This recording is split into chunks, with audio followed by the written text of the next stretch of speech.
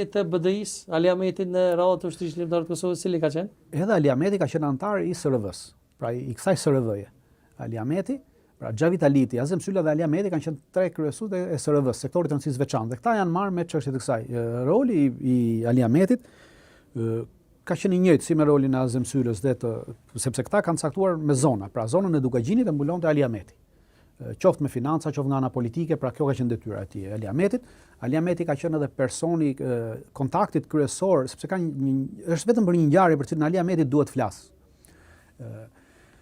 Ali Ahmeti ka qenë kontakti i grupit Zahir Pajazitit me Nahit Hasani, pa. Kur erdhi Nahit Hasani si komandant dhe kur Nahit Hasani është arrestuar.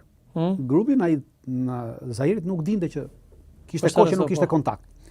Dhe atëherë autorizojnë një person të tyre, ai ka bërë edhe deklaratë publike që ka marrë në telefon Ali Ahmetin dhe i ka thënë ore, ka ditë që nuk kemi kontakt me personin që na keni sjell, pra sepse kishte dërguar këta, SRV-ja kishte dërguar Nahit Hasanin. Nahit Hasani ishte arrestuar, kishte ditë që ishte në burg. Dhe Ali Ahmeti, ai thotë që Ali Ahmeti më ka thënë që ta shoh do të kthej përgjigje. Dhe pas një dite aty dhe merr telefon thotë jo, më thotë është si kokra e mollës, ndërkohë që personi ishte në burg. E kush është ai person që ka thënë kështu? Ali Ahmeti. Po ai tjetër që e ka thirrë Ali Ahmeti. Është gjallë personi, është kontakti kryesor i Azer Pajazitit me LPK-n.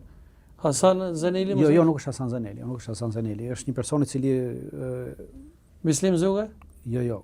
Se po lozi me emra unë nuk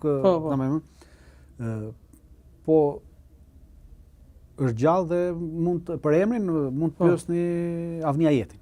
Po. Mandej çka ka ndodhur?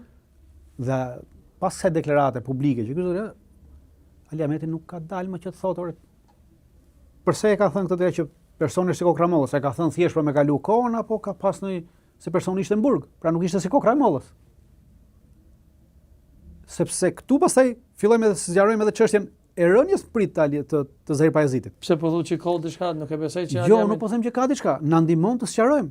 Sepse në rast se ti thua që dele sqaron që po, unë ja kam fut kot. Nuk e disha, s'kam fol fare me personin dhe veç thash kot. Okej, dim që ti ke fol kot. Tash hajde ta gjejmë. Aliin kur të takojnë në intervistë. Absolutisht. Po. Alia duhet të deklarohet për këtë gjë. Se na ndihmon me ditë kush e ka qit prit Zahir Pajazitin, kështu po thua. Na ndihmon, jo me ditë, na ndihmon që të sqarojmë të heqim shiko. Kur ti e heq një, pra ti thua që është, okej, në rast se Alia thotë që unë e kam marrë në telefon dhe kam fol me të, po ndërkohë personi ndodhet në burg, atëherë ka dy gjëra. Ose serbët e kanë lënë telefonin për të parë se kush e merr dhe mund të ketë folur dhe edhe Alia ka rënë prej kësaj, dhe ata kanë ndjekur pastaj. Ose tjetra Alia ka dashmëruar pe. Ose Alia ka dashmëruar edhe se ka marrë hiç në telefon, edhe i ka thënë këtyre që po kanë folur si kokra e mollës. Ose e ka marrë telefon e ka ditë po. Shiko, gjitha këto janë ose. Po. Pra deklarata e Aliut na bën që okay, e heqim, nuk shohim më këtë, po tash të shohim se ku çedon problemi.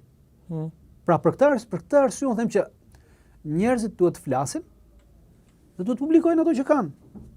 Sepse shumë ngjarje duhen të sqarohen. Se janë ngjarje të rëndësishme.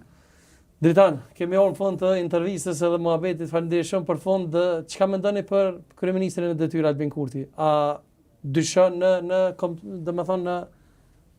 në dashurinë e tij ndaj adhëut të Kosovës, sepse shpesh kemi pas deklarata jo, pse e kanë liruar vetëm këto prej burgut, unë për vetes dyshoj. Po jo?